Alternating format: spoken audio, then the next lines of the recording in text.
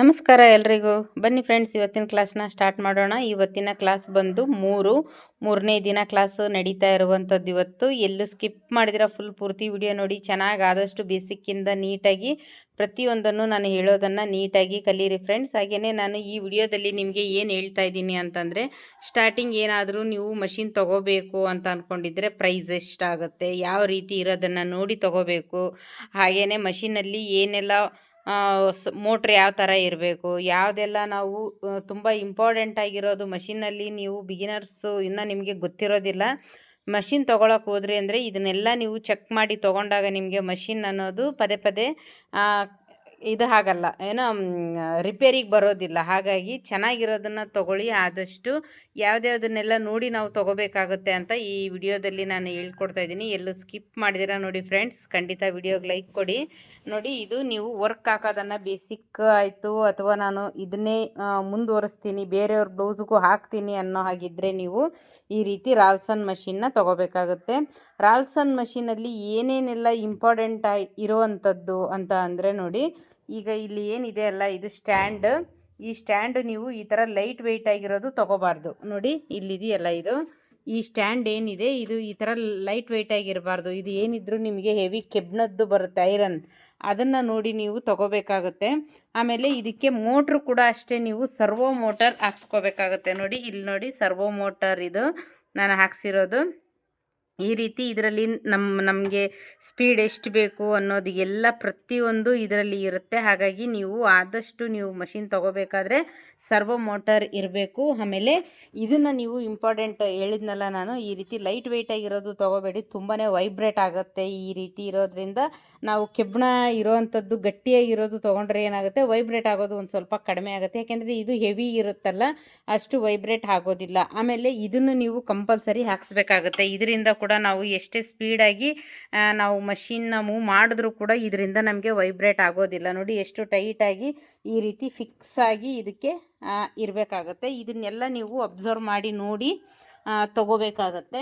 ಆಮೇಲೆ ಮಷಿನಿಗೆ ಯಾವ ಥರ ಎಲ್ಲ ನಾವು ದಾರನ ಹಾಕ್ಬೋದು ಅಂತ ಅಂದರೆ ನೋಡಿ, ಇದು ಜರಿ ಥ್ರೆಡ್, ಇದು ಬೇಕಾಗುತ್ತೆ ನಮಗೆ. ಜರಿ ಥ್ರೆಡ್ ಅಂತಂದರೆ ಇದು ಕಿರಣ್ ಕ್ವಾಲಿಟಿ ಚೆನ್ನಾಗಿ ಬರುತ್ತೆ, ಎಲ್ಲ ಕಡೆ ಇದೇ ಸಿಗುತ್ತೆ. ಆದಷ್ಟು ನೀವು ಚಿಕ್ಕ ಚಿಕ್ಕದಾಗಿ ಕುಚ್ಚು ಕಟ್ಟೋಕ್ಕೆಲ್ಲ ಹಾಕ್ತೀವಲ್ಲ, ಆ ರೀತಿ ಜರಿ ಥ್ರೆಡ್ನ ಆದಷ್ಟು ಮಷಿನಿಗೆ ಹಾಕೋದಕ್ಕೆ ಹೋಗಬೇಡಿ. ಆಮೇಲೆ ನೋಡಿ, ಇದು ನಮಗೆ ಸಿಲ್ಕ್ ಥ್ರೆಡ್ಡಲ್ಲಿ ಯಾವುದಾದ್ರೂ ತೊಗೋಬೋದು. ನಿಮ್ಮ ಕಡೆ ಯಾವ ಕ್ವಾಲಿಟಿ ಸಿಗುತ್ತೆ ಅಂತ ನೀವು ನೋಡ್ಕೋಬೇಕಾಗತ್ತೆ. ಒಂದೊಂದು ಕಡೆ ಒಂದೊಂದು ಸಿಗುತ್ತೆ. ನನಗೆ ಒಂದೊಂದು ಸಲ ರಾಜ್ ಕಂಪ್ನಿದು ಸಿಗುತ್ತೆ, ಒಂದೊಂದು ಸಲ ವರ್ಧಾ ಅನ್ನೋ ಕಂಪ್ನಿದು ಸಿಗುತ್ತೆ. ನನಗೆ ಎರಡು ಕೂಡ ಇದು ಚೆನ್ನಾಗಿ ಬರ್ತಾಯಿದೆ, ಯಾವುದೇ ಪ್ರಾಬ್ಲಮ್ ಆಗಿಲ್ಲ. ನೋಡಿ, ಇದೆಲ್ಲ ಇದು ವರ್ಧಾ ಕಂಪ್ನಿದು. ನಿಮ್ಮ ಕಡೆ ಯಾವ್ಯಾವುದೆಲ್ಲ ಸಿಗುತ್ತೆ ನಿಮಗೆ, ಯಾಕೆಂದರೆ ಈಗ ಈ ವರ್ಧಾ ಕಂಪ್ನಿ ಏನಾಗುತ್ತೆ, ನಿಮ್ಮ ಕಡೆ ಸಿಗದೇ ಇರ್ಬೋದು, ನಿಮ್ಮ ಕಡೆ ಸಿಗೋದು ಇಲ್ಲಿ ನನಗೆ ಸಿಗದೇ ಇರ್ಬೋದು. ಸೊ ಹಾಗಾಗಿ ನೀವೇನು ಮಾಡಬೇಕು, ನಿಮ್ಗೆ ಯಾವುದು ನಿಮ್ಮ ಕಡೆ ಹೆಚ್ಚಾಗಿ ಒಂದು 4-5 ಅಂಗಡಿಗಳಲ್ಲೆಲ್ಲ ನೋಡಿ ಎಲ್ಲ ಕಡೆನೂ ಒಂದೇ ಕ್ವಾಲಿಟಿ ಸಿಗ್ತಾ ಇದೆ ಅಂತ ಅಂದರೆ ನೀವು ಯಾವುದಿರುತ್ತೋ ಅದಕ್ಕೆ ಅಡ್ಜಸ್ಟ್ ಮಾಡಿ ಮಷಿನ್ನ ಸೆಟ್ ಮಾಡ್ಕೋಬೇಕಾಗತ್ತೆ. ಈಗ ಒಂದೊಂದು ಕಡೆ ತುಂಬ ಸಿಟಿ ಇರೋರಿಗಾದರೆ ಅವ್ರಿಗೆ ಎಲ್ಲ ಥರ ಸಿಗುತ್ತೆ, ಎಲ್ಲ ಕಂಪ್ನಿ ಸಿಗುತ್ತೆ. ನಮ್ಮ ಥರ ಹಳ್ಳಿಯಲ್ಲಿರೋರಿಗಾದರೆ ಆದಷ್ಟು ಕಡಿಮೆ ಯಾವುದು ನಮ್ಗೆ ಯಾವುದು ಈ ಕಡೆ ಸಿಗುತ್ತೋ ನಾವು ಅದನ್ನೇ ತೊಗೋಬೇಕಾಗತ್ತೆ. ರಾಜ್ ಕಂಪ್ನಿ ಅಥವಾ ಬುಲೆಟ್ ಕಂಪ್ನಿ ಇವೆರಡು ತುಂಬ ಚೆನ್ನಾಗಿ ಬರ್ತವೆ. ನಿಮ್ಮ ಕಡೆ ಸಿಗೋ ಹಾಗಿದ್ದರೆ ನೀವು ಅವು ಎರಡು ಕಂಪ್ನಿಗಳಲ್ಲಿ ತೊಗೋಬೋದು, ರಾಜ್ ಮತ್ತು ಬುಲೆಟ್. ಆಮೇಲೆ ಇನ್ನೂ ಒಂದು ಏನಂತ ಅಂದರೆ, ಈ ರೀತಿ ನಾವು ಥ್ರೆಡ್ನ ತೊಗೋಬೇಕಾದ್ರೆ ಆದಷ್ಟು ಶೇಡ್ಗಳು ಇರ್ತವೆ, ಅದನ್ನೆಲ್ಲ ನಿಮಗೆ ಮುಂದೆ ಹೋಗ್ತಾ ಹೋಗ್ತಾ ಗೊತ್ತಾಗುತ್ತೆ. ಅಂದರೆ ಸ್ಟಾರ್ಟಿಂಗ್ ನೀವು ಬೇಸಿಕ್ ಮೇಯ್ನಾಗಿ ಒಂದು 4ನ್ನು ತೊಗೋಬೋದಾಗುತ್ತೆ. ಆಮೇಲೆ ನೋಡಿ, ಬಾಬಿನ್ ಕೇಸಿಗೆ ಹಾಕೋದಕ್ಕೆ ನಮಗೆ ಇಂಪಾರ್ಟೆಂಟ್ ಬೇಕಾಗಿರೋದು ಈ ಥರ ಇರುವಂಥ ಥ್ರೆಡ್. ನೋಡಿ, ಈ ಥರ ಇರಬೇಕಿದು. ಇದರಲ್ಲೇ ನಿಮಗೆ ಇನ್ನೂ ಒಂದು ಥರ ಬರುತ್ತೆ ನೋಡಿ, ಇದು ತುಂಬಾ ರಫ್ ಇರುತ್ತೆ, ಅಂದರೆ ತುಂಬ ಹಾರ್ಡ್ ಇರುತ್ತೆ. ಇದು ಜಲ್ದಿ ಕಟ್ಟಾಗೋದಿಲ್ಲ. ಇದು ಈ ಥರ ಎಲ್ಲ ಮಾಡಿದ್ರೂ ಕೂಡ ಕಟ್ಟಾಗೋದಿಲ್ಲ. ಇದನ್ನೆಲ್ಲ ಓರ್ಲಾಕಿಗೆಲ್ಲ ಬಳಸ್ತೀವಲ್ಲ ನಾವು, ಆ ಥರ ಥ್ರೆಡ್ಡು ಇರುತ್ತೆ. ನಿಮಗೆ ವರ್ಕ್ ಹಾಕೋದಕ್ಕೆ ಅಂತಲೇ ಈ ಥರ ದಾರ ಸಿಗುತ್ತೆ, ಲೈಟ್ ವೆಯ್ಟ್ ಆಗಿರುತ್ತೆ. ಇದರಲ್ಲಿ ಇದು ಕೂಡ ಇರುತ್ತೆ, ನೀವು ಎಷ್ಟು ಕೇಳ್ತಿರೋ ಅಷ್ಟು 1 kg, ಅರ್ಧ kg, 1/4 kg ಆ ಥರ ಎಲ್ಲ ಸಿಗುತ್ತೆ. ನೋಡಿ, ನೆಟ್ ವೆಯ್ಟ್ 1 kg ನಾನು ತೊಗೊಂಡಿರುವಂಥದ್ದು. ಅದರಲ್ಲಿ ಈಗ ಇನ್ನೂ ಇಷ್ಟಿದೆ. ಇದೇ ಫಸ್ಟ್ನೇ ರೀಲ್, ಇದು ಖಾಲಿ ಆಗ್ತಾ ಇರೋದು. ಇಷ್ಟು ದಪ್ಪ ಇತ್ತು ಇದು. ನಾನು ಕಲ್ತಿದ್ದು ಹೆಚ್ಚು ಕಡಿಮೆ ಈಗ ವರ್ಕ್ ಹಾಕಿದ್ದು ಎಲ್ಲನೂ ಇದು ಒಂದರಲ್ಲೇ ನನಗೆ ಆಗಿದೆ. ತುಂಬಾ ಇರುತ್ತೆ ಇದು, ಅಷ್ಟು ಬೇಗ ಏನು ಖಾಲಿ ಆಗೋದಿಲ್ಲ. ಈ ರೀತಿ ತೊಗೋಬೇಕಾಗುತ್ತೆ. ಈ ಥರ ಸಿಲ್ಕ್ ಥ್ರೆಡ್ನ ತೊಗೋಬೇಕಾಗುತ್ತೆ. ನಿಮ್ಮ ಕಡೆ ಯಾವ ಕಂಪ್ನಿ ಸಿಗುತ್ತಾ ಅದನ್ನು ತೊಗೊಳ್ಳಿ. ಇದನ್ನು ಮಾತ್ರ ಆದಷ್ಟು ಇದನ್ನು ಕೇಳಿ, ಈ ಥರ ಬೇಕಿದ್ದರೆ ಒಂದು 4 ದಿನ ತಡ ಆದರೂ ಪರವಾಗಿಲ್ಲ ನನಗೆ ತರಿಸ್ಕೊಡಿ ಅಂತ ಕೇಳಿ ನೋಡಿ. ಹಳ್ಳಿ ಕಡೆ ಇರೋರಿಗೆ ನಾನು ಹೇಳ್ತಾ ಇರೋದು, ತೊಗೋಬೋದಾಗತ್ತೆ. ಆನ್ಲೈನಲ್ಲಿ ಇದು ಸಿಗುತ್ತಾ ಏನೋ ನೋಡಿ ನಾನು ಬೇಕಿದ್ದರೆ ಸಿಕ್ತು ಅಂದರೆ ಇದನ್ನು ಡಿಸ್ಕ್ರಿಪ್ಷನ್ ಬಾಕ್ಸಲ್ಲಿ ಹಾಕಿರ್ತೀನಿ ಫ್ರೆಂಡ್ಸ್. ಆಮೇಲೆ ನೋಡಿ, ನಾವು ಮೇಯ್ನ್ ಇಂಪಾರ್ಟೆಂಟು ಥ್ರೆಡ್ ಹಾಕಬೇಕಾದ್ರೆ ಮಷಿನ್ಗೆ ಯಾವಾಗೂ ಅಷ್ಟೇ ಕರೆಕ್ಟಾಗಿ ಥ್ರೆಡ್ ಹಾಕೋದ್ರಿಂದ ನಮಗೆ ಕರೆಕ್ಟಾಗಿ ವರ್ಕ್ ಸ್ಟಿಚ್ಚು ಎಲ್ಲ ಕರೆಕ್ಟಾಗಿ ಬರುತ್ತೆ. ಇಲ್ಲ ಅಂತ ಅಂದರೆ ಏನಾಗುತ್ತೆ, ಅದು ಸರಿಯಾಗಿ ಬರೋದಿಲ್ಲ. ಹಾಗಾಗಿ ಇಲ್ಲಿ ನೋಡಿ, ಈ ಥರ ಒಂದಾದರೂ ಅಥವಾ ಎರಡಾದರೂ ಈ ರೀತಿ ಇದು ಪೈಪಿಂಗ್ ಮಾಡೋ ದಾರ ಇರುತ್ತಲ್ಲ, ಅದೇ ಆದರೂ ಪರವಾಗಿಲ್ಲ, ಈ ರೀತಿ ಕಟ್ಟಬೇಕಾಗುತ್ತೆ. ನೀವು ನೋಡಿ, ಈ ರೀತಿ ಕಟ್ಟೋದ್ರಿಂದ ಏನಾಗುತ್ತೆ, ನಮಗೆ ದಾರ ಉಂಡುಂಡೆ ಆಗಿ ಬರೋದಿಲ್ಲ, ನೀಟಾಗಿ ಬರುತ್ತೆ. ನಾವು ಆ್ಯಕ್ಚುಲಿ ಹೇಳ್ಬೇಕಂದ್ರೆ ಇದು ಸಿಲ್ಕ್ ಥ್ರೆಡ್ಗೆ ಆಮೇಲೆ ಜೆರಿ ಥ್ರೆಡ್ಗೆ ಇದನ್ನು ಜಾಸ್ತಿ ಹಾಕಬೇಕಾಗಿರೋದು. ಸಿಲ್ಕ್ ಥ್ರೆಡ್ ಏನೋ ನಡೆಯುತ್ತೆ ಬೇಕಿದ್ರೆ. ಆದಷ್ಟು ಈ ಥರ ಕಡೆ ಪಕ್ಷ ನೀವೆರಡು ಹಾಕಲಿಲ್ಲ ಅಂದರೂ ಒಂದಾದ್ರೂ ನೀವು ಈ ರೀತಿ ಕಟ್ಟೋದ್ರಿಂದ ಸ್ಟಿಚ್ಚು ನೀಟಾಗಿ ಫ್ಲಾಟಾಗಿ ಬರುತ್ತೆ. ಇಲ್ಲಾಂದರೆ ಮುದ್ದೆ ಬರೋದು ಅಥವಾ ಪದೇ ಪದೇ ಕಟ್ಟಾಗೋದು ಇದು ಎಲ್ಲ ಇರುತ್ತೆ. ಹಾಗಾಗಿ ಇದನ್ನು ನೀವು ಆದಷ್ಟು ಈ ಥರ ಕಟ್ಟೋದಕ್ಕೆ ಟ್ರೈ ಮಾಡಿ. ಆಮೇಲೆ ನೋಡಿ, ನಾನು ಮಷಿನ್ಗೆ ಯಾವ ರೀತಿ ದಾರ ಹಾಕ್ತೀನಿ ಅಂತ ನೋಡಿದ್ರೆ, ನೋಡಿ ಈ ಮಷಿನಲ್ಲೇ ಬಂದಿರುವಂಥದ್ದು ಇದು. ನೋಡಿ, ಈ ಮಷಿನಲ್ಲೇ ಬಂದಿರೋದಿದು. ಇದಕ್ಕೇನೆ ನಾನು ಇಲ್ಲಿ ಹಾಕಿದ್ದೀನಿ ನೋಡಿ, ಈ ರೀತಿ ಹಾಕ್ಕೊಂಡು ಇಲ್ಲಿ ವಂಕಿ ಇದೆಯಲ್ಲ, ಇಲ್ಲಿಂದ ಸೀದಾ ನೋಡಿ ಇಲ್ಲಿಗೆ ಬಂದು ಈ ಹೋಲ್ಗೆ ಹಾಕ್ಕೋಬೇಕಾಗುತ್ತೆ. ಆನಂತರ ಈ ಸ್ಪ್ರಿಂಗಿಗೆ ಹಾಕ್ಕೋಬೇಕು. ಆನಂತರ ಇದ್ರೊಳಗಡೆಯಿಂದ ಬಂದು ಮತ್ತೆ ಇಲ್ಲಿ 2 ಹೋಲ್ ಇರುತ್ತೆ, ಅದರಲ್ಲಿ ಯಾವುದಾದ್ರೂ ಒಂದಕ್ಕೆ ಹಾಕಬೇಕು. ಆಮೇಲೆ ಈ ವಂಕಿಗೆ ಹಾಕಬೇಕು, ಸೀದಾ ಡೈರೆಕ್ಟ್ ನೀಡಲ್ಗೆ ಹಾಕಬೇಕು. ಸಿಲ್ಕ್ ಥ್ರೆಡ್ ಹಾಕೋದಾದ್ರೂ ಅಷ್ಟೇ, ಸಿಲ್ಕ್ ಥ್ರೆಡ್ನ ನೀವು ಇಲ್ಲಿ ಹಾಕೋದಕ್ಕೆ ಆಗೋದಿಲ್ಲ ಫ್ರೆಂಡ್ಸ್. ಯಾಕೆಂದರೆ ಇಲ್ಲಿ ಹಾಕಕ್ಕೆ ಹೋದ್ರಿ ಅಂದರೆ ಏನಾಗುತ್ತೆ, ಅದು ಅಷ್ಟೊಂದು ಸರಿಯಾಗಿ ಬರೋದಿಲ್ಲ. ಇದ್ರ ಕೆಳಗಡೆ ಎಲ್ಲ ರಿಂಗಾಗಿ ಸುತ್ಕೊಂಡ್ಬಿಡುತ್ತೆ ಅದು. ಹಾಗಾಗಿ ನೀವು ನೋಡಿ, ಈ ಥರ ಒಂದು ಬಟ್ಲು ಇಟ್ಕೊಂಡು, ಅಂದರೆ ಅದರಲ್ಲಿ ಸ್ಟ್ರೈಟಾಗಿರಬೇಕು. ಈ ಥರ ನೋಡಿ ಸ್ಟ್ರೈಟಾಗಿ ಹಿಂಗೆ ಎಳೆದಾಗ ನೋಡಿ ನಮಗೆ ಕರೆಕ್ಟಾಗಿ ದಾರ ಈ ರೀತಿ ಬರಬೇಕಿದು. ಈ ರೀತಿ ಬರೋ ಹಾಗೆ ಹಾಕ್ಕೋಬೇಕು. ಇಲ್ಲ ಅಂದರೆ ನೀವು ಇಲ್ಲಿ ಕೂಡ ಹಾಕ್ಕೋಬೋದು. ನೋಡಿ, ನಾನು ಇಲ್ಲಿ ಹಾಕಿದ್ದೀನಿ. ಈ ವಂಕಿ ಇದೆಯಲ್ಲ, ಈ ವಂಕಿಗೆ ಈ ರೀತಿ ಫಿಕ್ಸ್ ಮಾಡಿಕೊಂಡು ಕೂಡ ಹಾಕ್ಕೋಬೋದು. ನೋಡಿ, ಎಳೆದಾಗ ಇದು ಈ ಥರ ಬರುತ್ತೆ ನೋಡಿ. ಆದಷ್ಟು ಮಷಿನ್ಗೆ ನಾವು ಥ್ರೆಡ್ನ ಕರೆಕ್ಟಾಗಿ ಹಾಕ್ಕೊಂಡ್ವಿ ಅಂದರೆ ಪದೇ ಪದೇ ಕಟ್ ಆಗೋದು ಆ ಥರ ಎಲ್ಲ ಇರೋದಿಲ್ಲ. ಹಾಗಾಗಿ ಅದನ್ನೊಂದು ನಾವು ನೋಡಿಕೊಂಡು ಕರೆಕ್ಟಾಗಿ ನಮ್ಗೆ ಯಾವ ರೀತಿ ಹಾಕಿದ್ರೆ 1 ಸಲ 2 ಸಲ ಯೂಸ್ ಮಾಡ್ತಾ ಯಾವ ರೀತಿ ಹಾಕಿದ್ರೆ ನಮಗೆ ಚೆನ್ನಾಗಿ ಬರುತ್ತೆ, ಪದೇ ಪದೇ ಕಟ್ ಆಗೋದಿಲ್ಲ, ಫ್ಲಾಟಾಗಿ ವರ್ಕ್ ಬರುತ್ತೆ ಅಂತ ನಿಮಗೆ ಅನಿಸುತ್ತೆ ನೋಡಿ. ಆ ರೀತಿಯಾಗಿ ನೀವು ರೂಢಿ ಮಾಡ್ಕೊಳ್ಳಿ. ಬೇಕಿದ್ದರೆ ಈ ಬಟ್ಲನ್ನ ನೀವು ಇಲ್ಲಿ ಇಟ್ಕೊಂಡಿಲ್ಲ ಅಂದರೂ ಪರವಾಗಿಲ್ಲ, ಈ ಥರ ಕೆಳಗಡೆ ಬೇಕಿದ್ರೂ ನೀವು ಬಟ್ಲು ಇಟ್ಕೊಂಡು ಅದರಲ್ಲಿ ದಾರ ಹಾಕ್ಕೊಂಡು ವರ್ಕ್ ಮಾಡಿದ್ರಿ ಅಂದರೆ ಚೆನ್ನಾಗಿ ಬರುತ್ತೆ. ಹಾಗೆಯೇ ಬಾಬಿನ ಕೇಸಿಗೆ ನೋಡೋದಾದರೆ ನೋಡಿ ಫ್ರೆಂಡ್ಸ್, ಇದು ಬಾಬಿನ ಕೇಸಿಗೆ ನಾನು ಈ ದಾರನ ಫಿಲ್ ಮಾಡ್ಕೊಂಡಿದ್ದೀನಿ. ಈ ಥರ ಈ ದಾರನ ಬಾಬಿನಿಗೆ ಹಾಕ್ಕೊಂಡಿದ್ದೀನಿ. ಫುಲ್ಲು ಇದನ್ನು ಫಿಲ್ ಮಾಡಿಕೊಂಡು ನಾವು ಈ ರೀತಿ ಕೇಸಿಗೆ ಹಾಕಬೇಕಾಗತ್ತೆ. ನೋಡಿ, ಈ ರೀತಿ ಹಾಕಿದ್ಮೇಲೆ ಈ ಥರ ಎಳಿಬೇಕು ಇದನ್ನು ಮಷಿನಿಗೆ ಫಿಕ್ಸ್ ಮಾಡೋದು ನೋಡಿ. ಇಲ್ಲಿ ಕಾಣಿಸ್ತಾ ಇದೆ ನೋಡಿ, ಸೂಜಿ ಯಾವಾಗೂ ಅಷ್ಟೇ ಮೇಲೇನೆ ಇರಬೇಕು. ನಿಮಗೆ ಸೂಜಿ ಮೇಲೆ ಇರುವಾಗ ಇದನ್ನು ಈ ರೀತಿ ಹಾಕಿ ಇದನ್ನು ಪ್ರೆಸ್ ಮಾಡಬೇಕು. ಈ ಥರ ಸೌಂಡ್ ಬಂದಾಗ ಇಲ್ಲಿ ಈ ಥರ ನಾವು ಅಂದರೆ ಫುಲ್ ತಿರುಗಿಸ್ಬಾರ್ದು, ಕೈಯಿಂದ ಒಂಚೂರು ತಿರುಗಿಸಿದ್ವಿ ಅಂದರೆ ಈ ದಾರ ಅನ್ನೋದೇನಿದೆ ಅದು ಮೇಲಕ್ಕೆ ಬಂದಿರುತ್ತೆ ನೋಡಿ. ಈ ಥರ ಮೇಲೆ ಬಂದಿರುತ್ತೆ. ಈ ರೀತಿಯಾಗಿ ಹಾಕ್ಕೋಬೇಕಾಗುತ್ತೆ ದಾರ ಹಾಕೋದು. ಆ ನಂತರ ಇನ್ನೂ ಒಂದು ಏನು ಅಂತಂದರೆ, ಇಲ್ಲಿ ನೋಡಿ, ಇದು ಸೆಟ್ಟಿಂಗ್. ಇಲ್ಲಿ ಏನಿದೆ ನಮಗೆ ನಂಬರ್ಸ್ ಸೆಟ್ಟಿಂಗ್ ಇದೆ.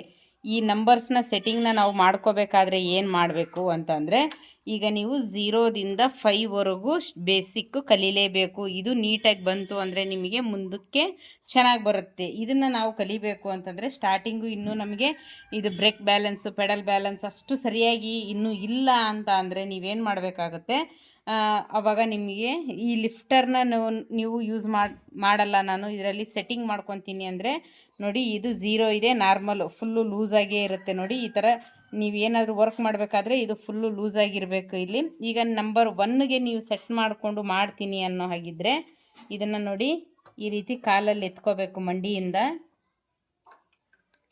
ಮಂಡಿಯಿಂದ ಎತ್ಕೊಂಡು ನೋಡಿ ಇದಕ್ಕೆ ಇಲ್ಲಿ ಟೈಟ್ನ ಮಾಡ್ಕೋಬೇಕಾಗತ್ತೆ. ಇದನ್ನು ನೋಡಿ ಈಗ ನಂಬರ್ಗೆ 1ಕ್ಕೆ ಸೆಟ್ ಆಯಿತು. ನೀವು ಎಷ್ಟು ಬೇಕಿದ್ರೂ ಈ ರೀತಿ ಸೆಟ್ ಮಾಡಿಕೊಂಡು ಮಾಡಬಹುದು. ಈಗ ನಾನು ಬೇಸಿಕ್ ಸ್ಟಿಚ್ಚನ್ನ ಯಾವ ರೀತಿ ಹಾಕೋದು ಅಂತ ತೋರಿಸ್ಕೊಡ್ತೀನಿ ನೋಡಿ. ನಾನು ಫ್ರೇಮ್ನ ಯಾವ ರೀತಿ ಬಟ್ಟೆಗೆ ಫಿಕ್ಸ್ ಮಾಡೋದು ಅನ್ನೋದನ್ನು ವಿಡಿಯೋದಲ್ಲೇ ನಾನು ಹೇಳ್ಕೊಟ್ಟಿದ್ದೀನಿ. ಈಗ ಇದು ಫ್ರೇಮ್ಗೆ ಅಂದರೆ ರಿಂಗಿಗೆ ಹಾಕಿರುವಂಥ ಬಟ್ಟೆ ಕೆಳಗಡೆ ನಾವೇನು ಮಾಡೋಣ, ಕ್ಯಾನ್ವಾಸ್ ಇಲ್ಲ ಅಂದರೆ ಈ ರೀತಿ ಒಂದು ಪೇಪರ್ನ ಕೂಡ ಹಾಕ್ಕೋಬೋದು, ಏನು ತೊಂದರೆ ಇಲ್ಲ. ನೀವು ಸ್ಟಾರ್ಟಿಂಗ್ ಕಲಿತಾ ಇರೋರಾದರೆ ಈ ರೀತಿ ಒಂದು ಪೇಪರ್ನ ಹಾಕ್ಕೊಳ್ಳಿ. ನೋಡಿ ಒಂದು ಸಿಂಗಲ್ ಫೋಲ್ಡಲ್ಲಿ ಹಾಕ್ತಾಯಿದ್ದೀನಿ. ಇದನ್ನೇನು ಡಬಲ್ ಫೋಲ್ಡಿಂಗಲ್ಲಿ ಹಾಕೋ ಅವಶ್ಯಕತೆ ಇಲ್ಲ. ಈ ರೀತಿ ನೀವು ಪೇಪರ್ನ ಹಾಕ್ಕೋಬೋದು. ಸಪೋಸ್ ಕ್ಯಾನ್ವಾಸ್ ಇತ್ತು ಅಂದರೆ ಹಾಕ್ಕೊಳ್ಳಿ, ಕ್ಯಾನ್ವಾಸ್ ಇಲ್ಲ ಅಂತಂದರೆ ಈ ರೀತಿಯಾಗಿ ಕೂಡ ನೀವು ಹಾಕ್ಕೋಬೋದು. ಇದರಿಂದ ಕೂಡ ನಿಮಗೆ ಯಾವುದೇ ರೀತಿ ವರ್ಕಲ್ಲಿ ತೊಂದರೆ ಆಗೋದಿಲ್ಲ. ನೋಡಿ ನಾನೀಗ ಹಾಕ್ಕೊಂಡಿದ್ದೀನಿ.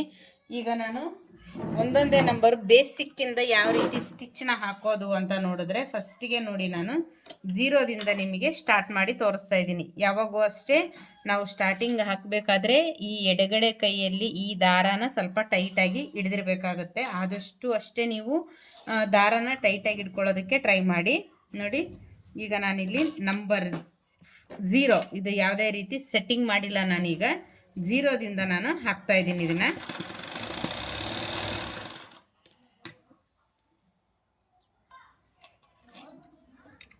ಆಮೇಲೆ ಈ ಕೈಯಿಂದ ಇದನ್ನು ಬೇಕಿರಿದ್ರಿ ಈ ರೀತಿ ಕಟ್ ಮಾಡ್ಕೋಬೋದು.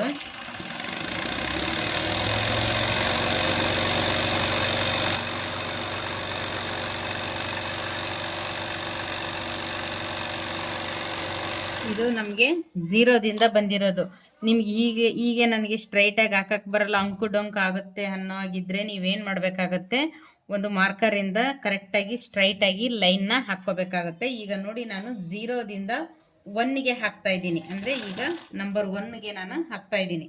ಇದನ್ನೆಲ್ಲ ನೀವು ಯಾವುದೇ ಕಾರಣಕ್ಕೂ ಬಟ್ಟೆನ ವೇಸ್ಟ್ ಮಾಡೋ ಹಾಗಿಲ್ಲ. ನೀವು ಸ್ವಲ್ಪ ಈ ರೀತಿ ಆದಮೇಲೆ ಇದಕ್ಕೇನೆ ನಾವು ನೆಕ್ಸ್ಟ್ ಡಿಸೈನು ಕೂಡ ಕಲಿಬೋದು. ಆದಷ್ಟು ವೇಸ್ಟ್ ಮಾಡೋಕ್ಕೆ ಹೋಗಬೇಡಿ ಜಾಸ್ತಿ.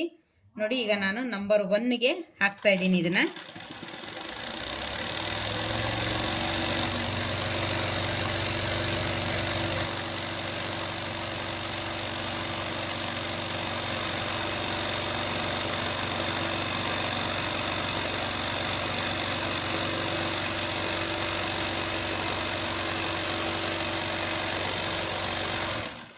ನೋಡಿ ಈಗ ಇಲ್ಲಿ ನಾನು ನಂಬರ್ 1ಗೆ ಹಾಕಿದ್ದೀನಿ. ಈಗ ನಾನು ಹಾಕ್ತಾ ಇರೋದು ನಂಬರ್ 2ಗೆ. ಫ್ರೇಮ್ನ ನಾನು ಯಾವ ರೀತಿ ಮೂವ್ ಮಾಡ್ತೀನಿ ಅಂತ ನೋಡ್ಕೊಳ್ಳಿ. ನೀವು ಫ್ರೇಮ್ನ ತುಂಬ ಸ್ಪೀಡಾಗಿ ದಬ್ಬೋದು ಅಥವಾ ಅಲ್ಲೇ ಸ್ಟ್ರಕ್ ಮಾಡೋದೆಲ್ಲ ಮಾಡೋ ಹಾಗಿಲ್ಲ. ಆದಷ್ಟು ನೀವು ಫ್ರೇಮ್ನ ಒಂದೇ ಈವನ್ ಆಗಿ, ಅಂದರೆ ತುಂಬ ಸ್ಪೀಡಾಗಿ ತಳ್ಳಬಾರ್ದು, ತುಂಬಾ ಹಿಡಿದು ಕೂಡ ಇಟ್ಕೋಬಾರ್ದು, ಆ ರೀತಿಯಾಗಿ ಫ್ರೇಮ್ ಮೂಮೆಂಟ್ ಇರಬೇಕು. ಈಗ ನೋಡಿ ನಾನು ನಂಬರ್ 2ಗೆ ಹಾಕ್ತಾ ಇದ್ದೀನಿ.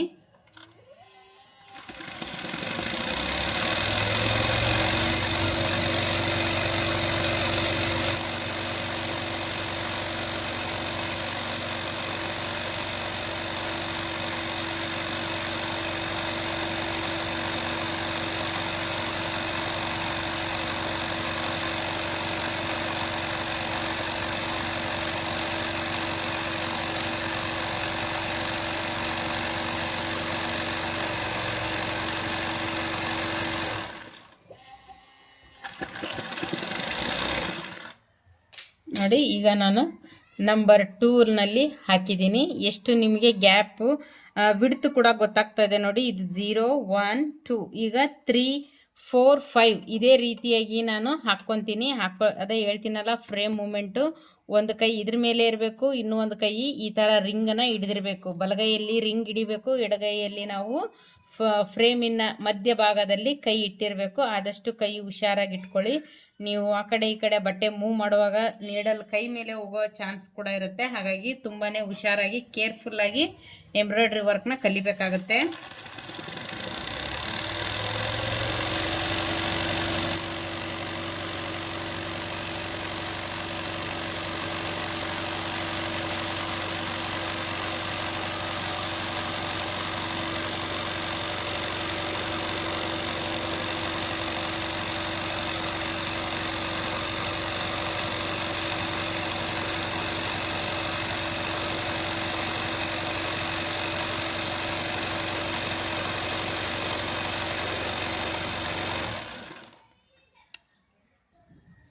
ನೋಡಿ ಈಗ 3 ಕೂಡ ಕಂಪ್ಲೀಟ್ ಆಯಿತು. ಈಗ ನಾನು ನಂಬರ್ 4 ಹಾಕ್ತಾ ಇದ್ದೀನಿ. ನೀವು ಇಲ್ಲಿ ಸೆಟ್ಟಿಂಗ್ ಇತ್ತು ತೋರಿಸಿದ್ನಲ್ಲ, ಒಂದು ಸ್ಕ್ರೂ ಡ್ರೈವರಿಂದ ನೀವು ಯಾವ ನಂಬರಿಗೆ ಬೇಕೋ ಆ ನಂಬರಿಗೆ ಸೆಟ್ ಮಾಡಿಕೊಂಡು ಹಾಕ್ಬೋದು. ಈಗ ನಾನು ನಂಬರ್ 4ಗೆ ಹಾಕ್ತಾ ಇದ್ದೀನಿ ನೋಡಿ.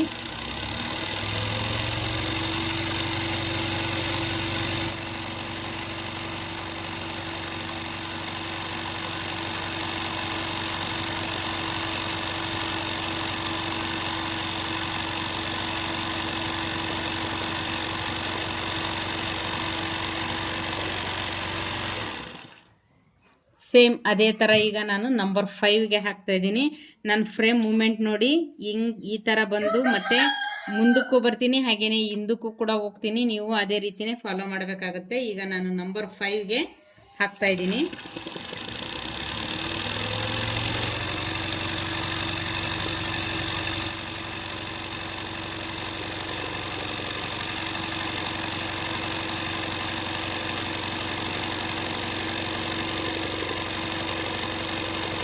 ನೋಡಿ, ಫ್ರೇಮ್ನ ನೀವೇನಾದರೂ ಸ್ವಲ್ಪ ಓಲ್ಡ್ ಮಾಡಿದ್ರಿ ಅಂದರೆ ಯಾವ ರೀತಿ ಪ್ರಾಬ್ಲಮ್ ಆಗುತ್ತೆ. ಈ ಥರ ಎಲ್ಲ ನಮಗೆ ತುಂಬಾ ಇದು ಲೋಡಿಂಗ್ ಸ್ಟಿಚ್ ಥರ ಕಾಣಿಸ್ತಾ ಇರುತ್ತೆ. ಆದಷ್ಟು ಫ್ರೇಮ್ ಹೇಳ್ತೀನಾರ ತುಂಬಾ ಜಾಸ್ತಿ ಟೈಮ್ ಹೋಲ್ಡ್ ಮಾಡಬೇಡಿ.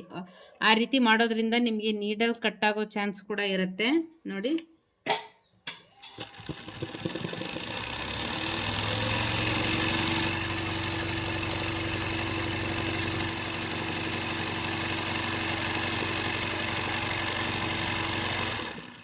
ನೋಡಿ ಇದರಲ್ಲಿ ನೋಡಿ ನಾನು ಒಂದು ಸ್ವಲ್ಪ ಓಲ್ಡ್ ಮಾಡಿದ್ರೆ ಯಾವ ರೀತಿ ಕಚ್ಚಾಗಿ ಕಾಣಿಸುತ್ತೆ. ಇದೆಲ್ಲ ನೋಡಿ ಎಷ್ಟು ನೀಟ್ ಫ್ಲಾಟ್ ಆಗಿ ಬಂದಿದೆ.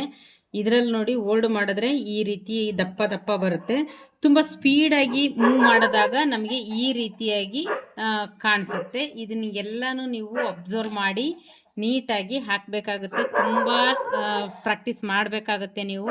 ನಾನು ಡೈಲಿ ಕ್ಲಾಸಲ್ಲಿ ಏನು ಹೇಳ್ಕೊಡ್ತೀನಿ ಅದನ್ನೆಲ್ಲ ಖಂಡಿತ ನೀವು ಪ್ರಾಕ್ಟೀಸ್ ಮಾಡಿ ನನಗೆ ಆದಷ್ಟು ವಾಟ್ಸಪ್ಗೆ ಹಾಕ್ಬೋದು. ನೀವು ಕೂಡ ನಮ್ಮ ವಾಟ್ಸಪ್ ಗ್ರೂಪ್ಗೆ ಜಾಯ್ನ್ ಆಗ್ತೀನಿ ಅನ್ನೋಗಿದ್ರೆ ಖಂಡಿತ ಈ ನಂಬರ್ಗೆ ನನಗೆ ವಾಟ್ಸಪ್ ಮಾಡಿ. ನಾನು ಕೂಡ ನಿಮ್ಮನ್ನು ನಮ್ಮ ಗ್ರೂಪ್ಗೆ ಆ್ಯಡ್ ಮಾಡ್ತೀನಿ. ತುಂಬ ಜನ ಆಲ್ರೆಡಿ ಕ್ಲಾಸ್ನ ಕಲಿತಾ ಇದ್ದಾರೆ. ನೀವು ಕೂಡ ಈ ರೀತಿ ಈಗ ಇದನ್ನು ನಾನೇನು ಕಲಿಸಿದ್ದೀನಿ ಇದನ್ನು ಇವತ್ತು ನಾಳೆ ಫುಲ್ಲು ನೀವು ಪ್ರಾಕ್ಟೀಸ್ ಮಾಡಿ ವಾಟ್ಸಪ್ಗೆ ಹಾಕಿದ್ರಿ ಅಂದರೆ ನೀವು ಮಾಡಿರೋ ಮಿಸ್ಟೇಕ್ ಏನು, ಯಾವುದನ್ನು ಯಾವ ರೀತಿ ಸರಿ ಮಾಡ್ಕೋಬೇಕು ಅನ್ನೋದನ್ನೆಲ್ಲ ನಾನು ನಿಮಗೆ ಹೇಳ್ಕೊಡ್ತೀನಿ ಫ್ರೆಂಡ್ಸ್. ಖಂಡಿತ ಯೂಸ್ ಆಗುತ್ತೆ ನಿಮಗೂ ಕೂಡ. ಆದಷ್ಟು ಬೇಗ ಕಲೀರಿ ಅಂತಲೇ ನಾನು ಹೇಳ್ತಾ ಇರೋದು. ಇದರಲ್ಲಿ ಏನಾದರೂ ನಿಮಗೆ ಡೌಟ್ಸ್ ಇತ್ತು, ಇನ್ನೂ ನನಗಿದು ಅರ್ಥ ಆಗಿಲ್ಲ ಯಾವ ರೀತಿ ಹೇಗೆ ಅನ್ನೋದನ್ನೆಲ್ಲ ನೀವು ಆದಷ್ಟು ನೀವು ನನಗೆ ಕಮೆಂಟ್ ಮಾಡಿ ತಿಳಿಸಿ. ಹಾಗಿದ್ರೆ ಫ್ರೆಂಡ್ಸ್, ಈ ವಿಡಿಯೋನ ನಾನು ಇಲ್ಲಿಗೆ ಎಂಡ್ ಮಾಡ್ತಾ ಇದ್ದೀನಿ. ನೆಕ್ಸ್ಟ್ ವಿಡಿಯೋದಲ್ಲಿ ಸಿಗೋಣ. Thank you so much.